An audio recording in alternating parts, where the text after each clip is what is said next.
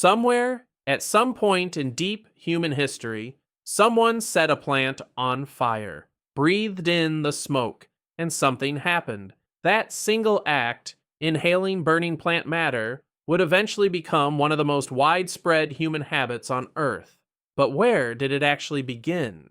And how far back does the evidence really go? Before we go further, it's worth being precise. Smoking, in the historical sense, means intentionally burning plant material and inhaling the resulting smoke, whether for ritual, medicinal, or eventually recreational reasons. That's different from simply being near a cooking fire. This was deliberate, repeated, and often deeply meaningful.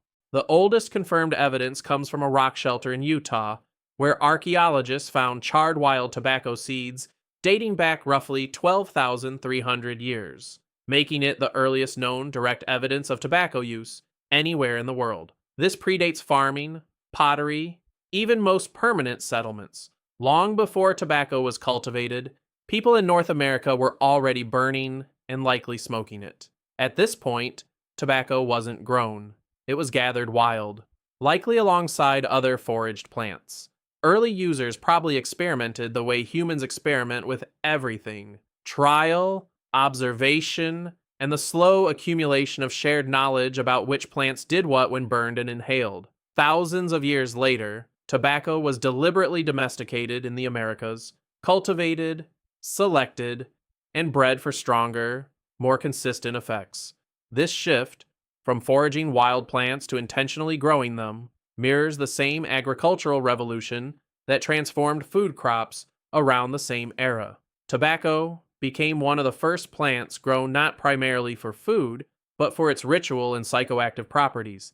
In Mesoamerican cultures, tobacco held deep spiritual significance. Shamans used it in healing rituals, believed to carry prayers upward with the rising smoke, and to induce altered states used for divination and communication with the spirit world. This wasn't casual use. It was structured, ceremonial, and tightly woven into religious life. Archaeologists have found smoking pipes across the Americas dating back thousands of years, carved from stone, clay, and bone. Some elaborately decorated with animal and spiritual imagery. These weren't crude tools. Pipe making was often a skilled craft, and the pipes themselves were sometimes treated as sacred objects in their own right. Among many North American indigenous nations, tobacco and pipe ceremonies became central to diplomacy and community life, the origin of what's often called the peace pipe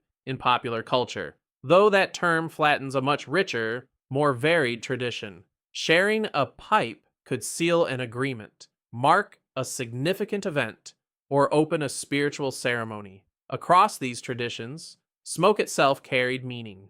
Rising smoke was often seen as a physical link between the earthly and spiritual worlds, a way of sending intention, prayer, or gratitude upward. The act of smoking wasn't primarily about a chemical effect. It was communication. Tobacco wasn't the only plant humans learned to smoke, and it wasn't even the earliest smoked substance globally.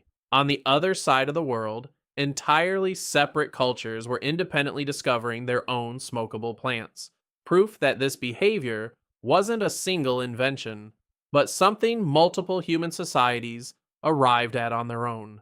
In the Pamir Mountains of Central Asia, archaeologists found wooden burners containing cannabis residue with unusually high psychoactive compound levels, dating back around 2,500 years, likely used in funerary or ritual ceremonies. Ancient Greek historian Herodotus even described neighboring Scythian groups inhaling cannabis smoke in enclosed tents as part of purification rituals.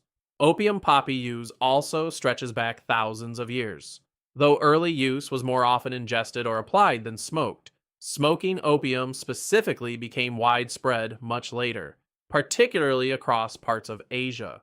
Across Africa, various regions independently use pipes for smoking local herbs and plants, long before contact with tobacco from the Americas.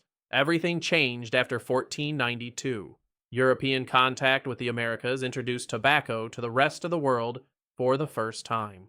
Part of the larger exchange of plants, animals, and diseases between hemispheres now known as the Columbian Exchange. Within decades, tobacco seeds and smoking habits were traveling back across the Atlantic. European reactions were mixed from the start.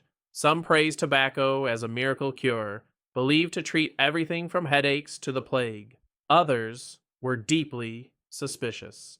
King James I of England famously wrote an entire pamphlet condemning smoking as harmful and disgusting, remarkably early skepticism that mostly went ignored.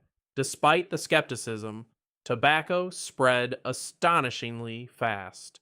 Within a century of European contact, it had reached Africa, the Middle East, India, China, and Japan. Carried along the same trade routes, moving spices, textiles, and other goods. Local cultures often adapted tobacco into their own existing smoking traditions and tools, rather than adopting it wholesale. By the 17th and 18th centuries, tobacco had shifted from ritual substance to global commodity. Massive plantations, much of it worked through slave labor, turned tobacco into one of the most profitable crops in the colonial economy. What began as a sacred, ceremonial act had become, for many, an industry. Even centuries ago, some observers suspected tobacco wasn't harmless. Scattered historical writings noted breathing problems and other complaints among heavy users, long before modern science could explain exactly why. These early warnings were largely dismissed or ignored, overwhelmed by tobacco's growing commercial momentum. As tobacco globalized, its meaning changed too.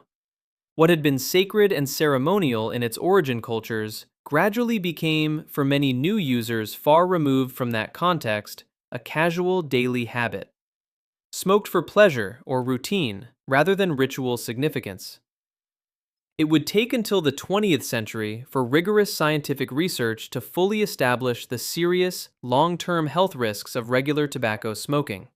Research that fundamentally reshaped public health policy worldwide. It's a striking contrast. A practice with roots in spiritual ceremony ultimately became one of the most studied, preventable health risks in modern medicine. From a single burned tobacco leaf in an ancient rock shelter, to sacred pipe ceremonies, to a global industry studied by modern medicine, the history of smoking traces an enormous arc, driven at every stage by the same very human instinct, to seek meaning, connection, or relief, through something as simple as fire and a plant.